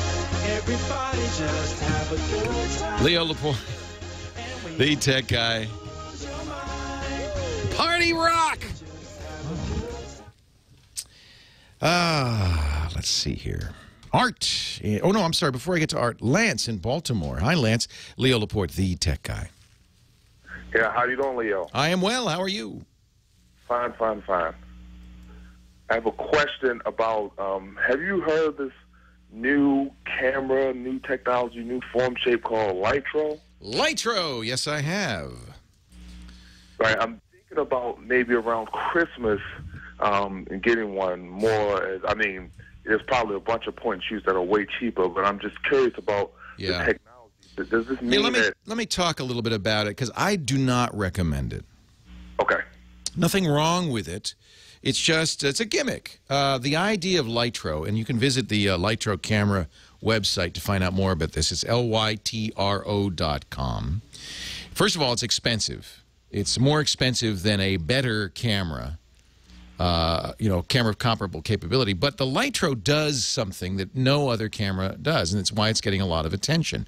When you take a picture with a Lytro, by the way, the Lytro is square. It looks like a kaleidoscope in your hand, which is kind of strange. But the way it works is it has multiple lenses and essentially takes multiple images at different focal lengths. So a Lytro picture cannot just simply be displayed on any computer. You need a special player.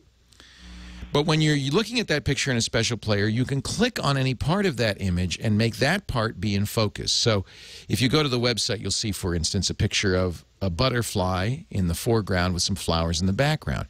You can click on the butterfly, then the butterfly's in focus, and the flowers are out of focus. You could click on the flowers in the background, then they're in focus, and the butterfly is out of focus. This is cool. This is neat. But really, I don't think this is a general-purpose camera, because you can't just look at your images. You can't print your images. I mean, if you can, you'll lose this special effect. You have to use a special player. You can post it on Facebook, but the Facebook, you have to have a special player on it. And frankly, it's not necessarily a common thing that you want to have foreground and background focus, you know? I mean, look at the pictures that you take. How many of these pictures would you perhaps want to change the focus point from the foreground to the background? How often do you do that? How often would you want to do that? Yeah, not often at all. And I didn't know that I thought that, like, once you had this, that effect or whatever, that it printed and then you could export it into a JPEG or something like that. Well, you could, but you'll lose the effect. You'll have to determine, if you print it, you have to say which part is in focus, and then that's that. It's a regular picture. Oh, okay. Yeah. I mean, yeah, okay. I just thought, since it, with the technology of infinity focus, that it just means you would get great pictures all the time, but it's not. No. In fact, it won't be as easy to use as a regular camera. Now, any point and shoot you get, if you have enough light, you'll have a picture that has a crisp enough focus across the entire range that everything will be in focus. This is a special effect that photographers use. It's called depth of field. If you look at a professional photograph, a portrait typically, the person in the portrait will be in perfect focus and the background will be blurry. What that does is draw the eye to the person, and it kind of blurs out the background, so it's just pretty colors. That's a nice effect. It's not something you always want to use. And frankly, you can do that with any camera. This is designed so it's a gimmick. Okay. So for the price, which is $400, I would go out and get a much better camera. For instance, the Canon S95. You'll have much better results with it. You'll have a variety of things you can do, including video that you can't do with the Lytro. Yeah. The Lytro is cool. It's getting a lot of attention, but it's a special effect. It's not something you want all the time. Got you. Thank you. You really helped me out with that. Love the show. Thanks, Lance. Appreciate your listening. Yeah, I think unfortunately a lot of people will be suckered by this, thinking, oh, wow, this would be great, because then everything, I can choose the focus after the fact. Well, until you print it or put it on Flickr, yeah. I personally think this has very limited utility. The light field engine replaces the supercomputer from the lab and processes the light ray data captured by the sensor. Yeah. In our chat room, Leo's saying, I think the whole point is you don't have to worry about getting the perfect focus and then exporting it. Well, Okay. If you say so. You can always take a picture with a narrow aperture instead of, having it wide open. If you have enough light, you can, in most point-and-shoots, will choose this. Certainly your cell phone will choose this, and everything will be in focus. And then you don't have to worry. It just is a gimmick. It's just a gimmick. It is not something you will want to buy unless you have to have everything in the world. Wesley and it's funny because I fell for it when it first came out. I thought, oh, this is cool, this is neat, and then I really thought about it. Well, but how would you use this? What's the point? It's $400 for something that you have a very limited use for.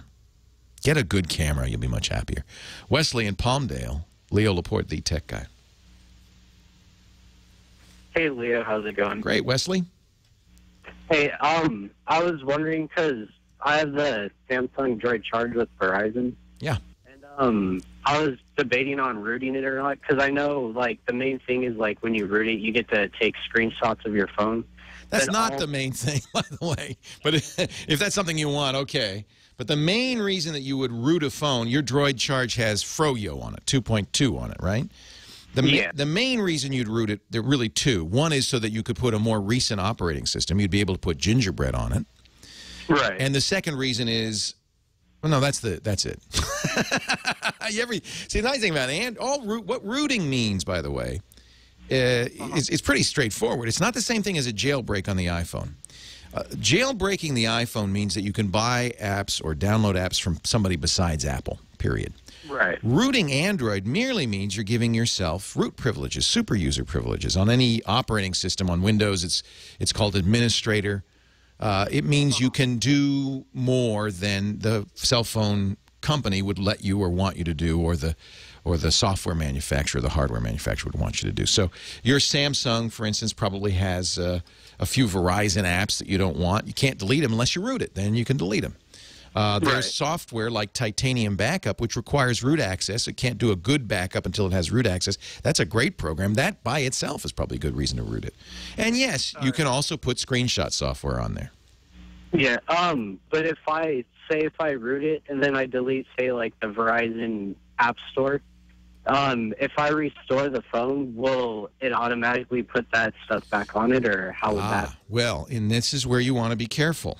The iPhone has a restore process. It always keeps a copy of its image. Android phones do not. You need to explicitly save that original image so that you can restore it. So what you'll need to do, when you root it, look for Clockwork Mod. And that allows you to make a backup of the original ROM as it was. In fact, the best way to do this in general is to get a program. It's in the marketplace called ROM Manager. Right. With ROM Manager, you'll install Clockwork Mod. You can explicitly say, please back up this current ROM so I can restore it. And then you can store different ROMs. You can do all sorts of other things. So ROM Manager is available in the market. Your rooting process will vary on the phone. You just look it up and you can find it. Leo Laporte, the tech guy. Me. How can I tell? You just know. Okie dokie. Okay. Everything's okay. Okay. Okie dokie. Okay. I'm okay if you're okay. The great Siri duet. Talking to an iPhone 7. Thanks. Can we get back to work now? Leo Laporte, the tech guy. Last segment of the show. I'll see if I can get a few more calls in here before I have to turn into a pumpkin. What are we going to do next week? We're going to do a Halloween tech guy? You can all wear costumes when you come to the show. How about that? Erwin in Rialto, California. Hi, Erwin. Leo Laporte, the tech guy. Hey, Leo, how's it going? It's going well. How are you? Oh, not too bad. So my question is I have like LAN parties for gaming, and sometimes friends come over and they'll get on my computers, and then one friend of mine thinks he knows computers so well and he starts to tweet things out, So I hate guys like that. Yeah, exactly. So by the time by the time we start playing games, his computer starts acting funny and so on. And so I fixed it. I made it better. It's faster. I turned off everything. Yeah, there's nothing worse than a little knowledge. Right. So I was wondering if there's some kind of program that could block everything but the games. You know? Oh, yeah. Oh, absolutely. What version of Windows? 7 and XP. So on XP, you can use the policy editor. Yeah, policy editor it's what they use in business to control absolutely what you can do in XP. It's very powerful, and you can say, you can control everything that the user can do. Of course, if you give him a limited account to begin with, he's not going to be able to do too much. Okay. But the group policy editor is very powerful. Now, Windows 7, an XP, I think you could just download it. I'm not sure. Chat room, help me out on this one. I think that on, it's XP Pro only. Oh, great. So XP Pro? Yeah. And Windows 7 Pro. You can edit policies on any system, but you need Windows 7 Pro or XP Pro to do that. Okay. And I'm looking at Group Policy Editor, Microsoft support. I think if you look at Microsoft support for Group Policy Editor, it'll have instructions on how to install it and on use it on both versions. This is something businesses need, obviously, because businesses also have that guy who's half smart. I could fix this. I could make this run better, and they don't want people to mess around with it. You can also make a new limited user. Somebody in the chat room, Shadow XPR, is suggesting, and it's not a bad idea, to make a new limited user on both machines and make the game there and nothing else, and that way the kid can't mess around with it. Don't give him, in other words, the administrative password. And then there's also, there's Deep Freeze from Pharonix. This is probably not a bad idea anyway. On systems that you let other people use. Hotels and other public computers use these all the time. Pharonics.com. It's not free. That's the negative. And if you're throwing LAN parties, I don't know if you can afford to get this. But what Deep Freeze does is it saves a state on your computer. When you reboot it, you can just go back to the way it was. So no matter how he messes it up, it'll go back. We're going to have the same... Microsoft used to make a program called Steady State. I don't think they put it out for Windows 7, unfortunately, but it is available for free on Windows XP. We're going to have the same issue. We're going to do a LAN party here in the TWiT Cottage every Sunday, or TWiT Brick House every Sunday night. We're going to have a game show at 5 p.m., and then 6 p.m. we'll have a LAN party. The name of the LAN party is Shut Up and Play, by the way.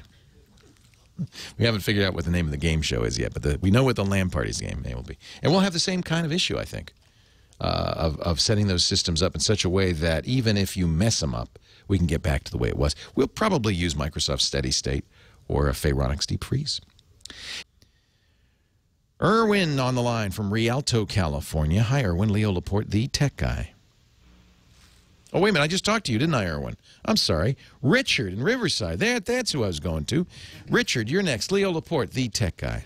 Hi, Leo. How you doing today? I'm great, Richard. I'm glad to be one of your last callers. Let's end this show right. Yes. Let's end it the way it should be ended, with a great question and an even better answer. That's correct. The question I have for you is, and this is actually to help my parents out. My father still has a 3GS, an iPhone. My mother a 3G. And I remember back when iOS 4 came out, they said that you could put that on models as low as a 3G, but it absolutely killed the phone. I remember that. It was horrible. And I remember it was a pain in the butt just to back off that update. Yeah. What I'm wondering is if they've made the same mistake in saying that iOS 5 is going to function on 3GS properly. I'm wondering if you have experience with any friends, or I'm weary to change a bunch of my friends and family's phones over to iOS. I don't blame you. I have been looking and have not seen anybody complain about iOS 5 on a 3GS. I think that Apple learned their lesson. Now, I wouldn't probably put it on a 3G, even if you could. But and I'm looking at the chat room, and everybody's saying, iOS 5 is running fine on my 3GS. That's good. I guess they streamlined the software. Yeah, they learned from the last one that, you got to pay attention to that. Yeah, that's right. That was horrible. I mean, it was horrible. So, so yes, not the same problem with iOS 5 that we had with the last iOS. Sounds good. All right. Thank you, Richard. Great question. I appreciate it. We're out of time, but I do invite you to visit our website if you want to know more. The website is techguylabs.com. Yes, we had our meeting this week with the folks at ImageX Media, and we are updating that site. We're going to design a whole new site. It's going to be fantastic. Most importantly, it's going to let you interact with the site. We have a place for comments and improved answers. Should be really sweet. That's going to be up. Take us a couple of months. But meanwhile, if you can just bear it, techguylabs.com. At least the information is there for everything you need to know. Links to our chat room and links to our video, as well as previous shows, 815 previous shows. Download them, listen to them, laugh at what we thought was hot in 2004, that kind of thing. During the week, we do podcasts on all types of tech, obsessively talking about tech, everything from Windows to Mac to security to the Google and the cloud. You can find all of those at twit.tv. That's my podcast network, audio and video, and we live stream all of those shows so you can watch live anytime. TWiT.tv. My thanks to James DeRuvo for taking the show notes today, to Kyle Benham for running the board. Kyle's putting all those songs that he was playing, including Oh Siri, the Siri duet. Did somebody say in the chat room that I said iPhone 7? I meant iPhone 4S, obviously. I have no inside information about iPhone 7. Nothing at all. Kyle will put that playlist up on his Google Plus account, and then we'll put it in the show notes after the fact so you can hear all the songs. Thanks to Gina Silvati for answering all the calls. And a reminder tonight, this will be, I think, worth watching on 60 Minutes, Walter Isaacson, the fella who wrote the Steve Jobs biography, which comes out tomorrow, the one that had unprecedented access to Steve Jobs. Yes, it's an authorized biography. Will be on 60 Minutes. In fact, I think the entire 60 Minutes will be devoted to Steve Jobs. And I think there will be some very interesting revelations, including his deep hatred for Android and the Android operating system. And I guess by extension for Google. He really felt like Google stole Android from Apple. Fascinating. Happy 10th anniversary to the iPod, 10 years old today. We might celebrate by baking a cake. And thank you for being here. I'm out of time. Leo Laporte, the Tech Guy. Have a great Geek Week.